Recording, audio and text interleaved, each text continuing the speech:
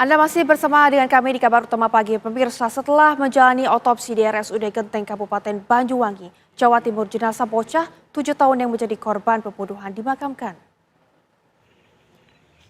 Jenazah Karla, bocah 7 tahun siswi Madrasah Ibtidaiyah Babur Rohman, Kali Baru, dimakamkan di TPU desa setempat pada Kamis dini hari kemarin. Karla menjadi korban pembunuhan. Jasadnya ditemukan di sebuah kebun di Dusun Baru Rejo setelah dilakukan penyisiran di rute yang dilalui korban bersepeda, berangkat dan pulang dari sekolahnya. Hingga kini pihak kepolisian masih menyelidiki kasus tersebut.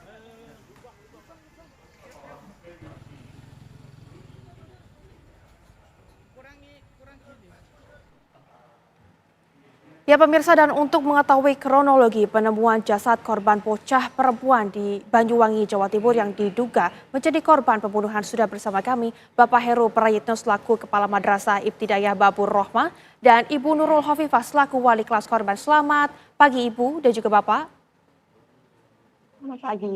Selamat pagi. Ya mungkin ini saya akan ke Pak Heru terlebih dahulu. Bapak, berdasarkan hasil informasi yang kami dapatkan kalau Bapak di hari itu kemudian juga membantu yang lainnya untuk menemukan korban. Mungkin bisa diceritakan seperti apa Pak di hari itu kejadiannya dan juga penemuannya Pak?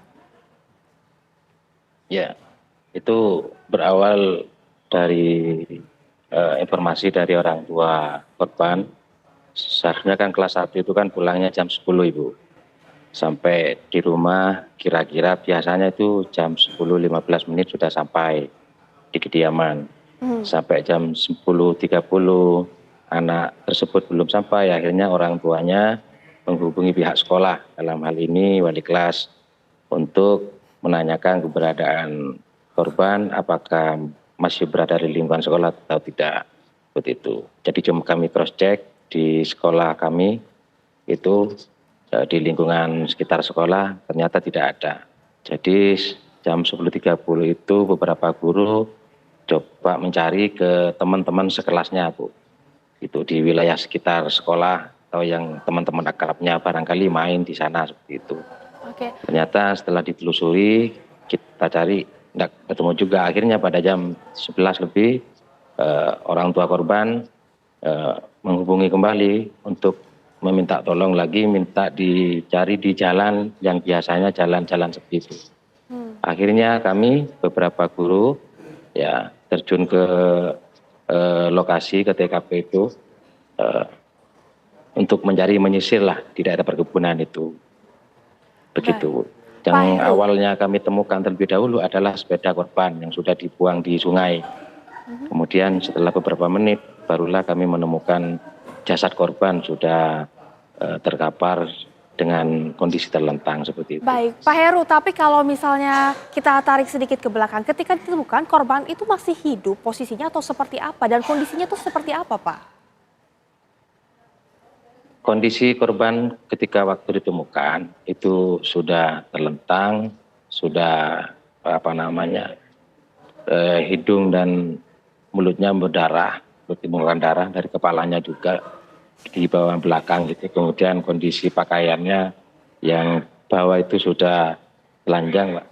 Kemudian kalau baju depannya ini terlepas depannya saja begitu. Kalau kondisi masih hidup atau sudah meninggal, saya bersama teman-teman, termasuk saya yang bopong pertama itu, saya tidak berpikir ini masih hidup atau sudah meninggal. Yang kami pikirkan pada waktu itu bagaimana ini bisa segera dibawa ke rumah sakit atau ke puskesmas atau ke klinik seperti itu. Tapi jadi di sekitar... ketika langsung dibawa, halo? Ya, baik Pak. Tapi mungkin di sekitar lokasi ini tempatnya sepi atau seperti apa Pak? Kalau di lokasi TKP itu memang sepi, perumahannya jauh dari perumahan, jalan yang ini, begitu. Sudah sepi. Baik. Cuma TKP itu kurang lebih sudah hampir sampai ke rumah korban sebetulnya. Kurang lebih 250 meter lagi sudah sampai korban di rumahnya seperti itu. Baik.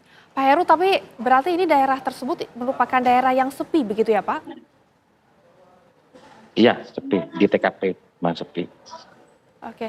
Baik Pak, ketika ditemukan kemudian Bapak langsung dibawa kemana bocah tersebut Pak? Ke klinik Bu. Ke klinik. Berdasarkan hasil dari Saya klinik kemudian tanggapannya seperti apa? tanggapannya selang beberapa menit setelah ditangani, ternyata korban sudah dipastikan meninggal dunia seperti itu. Selama di perjalanan kemudian Bapak ini kan membawa korban begitu ya, yang pertama kali membawa ke klinik. Bapak mendengar suara korban atau mungkin mendengar suara-suara seperti apa begitu dari korban, Pak? Atau memang korban hanya diam saja? Tidak ada. Seingat saya ketika saya jumpa pertama di lokasi itu sudah tidak ada, tidak bergerak, sudah tidak ada apa-apa lagi. Oke, baik. Kita Tidak akan ada suara juga. baik. Kemudian mungkin kita akan berbincang ini dengan Ibu Nurul Khofifah selaku wali kelas korban. Ibu tadi Pak Heru sempat menyebutkan ya Bu ya, kalau misalkan ada guru yang kemudian ikut mencari. Ibu Nurul merupakan salah satu guru yang ikut mencari atau seperti apa Bu? Iya, saya ikut mencari. Ikut mencari ya. Ketika itu Bu, Ibu menemukan korban kondisinya seperti apa? Sudah tidak sadar, kondisinya telentang, sudah banyak darahnya. Ibu kan ini selaku wali kelas korban. Kesehariannya nih seperti apa korban ini Bu? Kesehariannya itu anaknya ceria, Mbak. Mandiri juga. Baik, peduli sama teman-temannya. Baik. Kalau dari teman-temannya sendiri seperti apa Bu? Carla ini dekat sama semua temannya, karena memang anaknya baik, ceria gitu Bu. Jadi semuanya dekat. Temannya juga semuanya dekat sama dia, sama Carla ini. Anaknya sopan, disiplin, kayak gitu. Sama temen juga baik, peduli sama temen. Ibu komunikasi terakhir dengan korban seperti apa Bu? Komunikasi terakhir itu, yang paling saya ingat itu, anak itu belajar baca, biasanya masih tertatih-tatih gitu loh Mbak bacanya. Hari itu dia lancar banget baca. Terus saya bilang, lancar sekali Mbak Carla baca.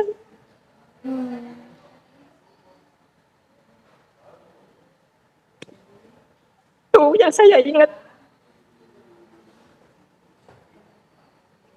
Tuh Mbak, anaknya baik, sopan.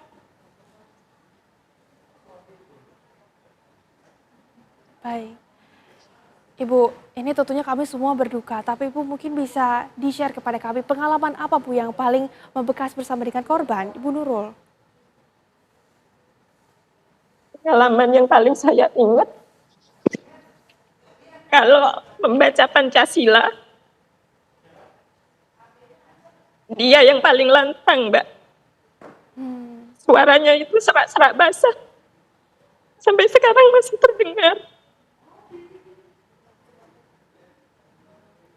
Baik. Dia paling semangat kalau pelajaran pendidikan Pancasila. Itu.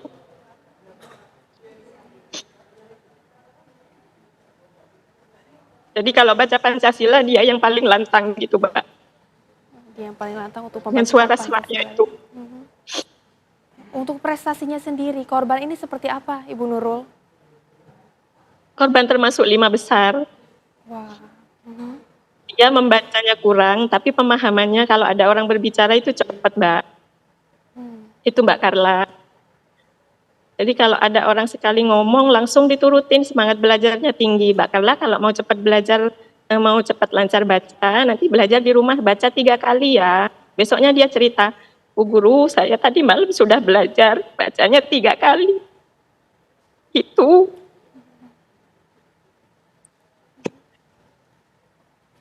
Bu Nurul, mungkin ini kedekatan korban dengan Ibu Nurul selaku wali kelasnya seperti apa, Bu?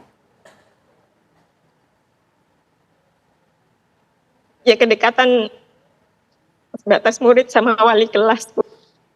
Nggak ada hubungan saudara juga, tapi ya tiap hari kumpul, tiap hari tatap muka, tiap hari cerita kayak gitu. Tahu keinget terus gitu, Bu. Ibu Nurul, ini mungkin adakah terakhir kali ketemu dengan korban begitu ya? Apakah korban ini menceritakan sesuatu atau seperti apa, Bu? Nggak ada, Mbak. Tidak ada. Hari terakhirnya itu anaknya terlihat putih, cantik gitu. Anaknya kan hitam manis.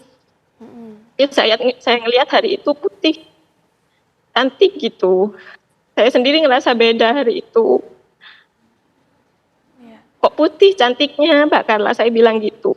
Hari terakhir itu saya bilang kayak gitu. Cantiknya lancar sekali bacanya gitu.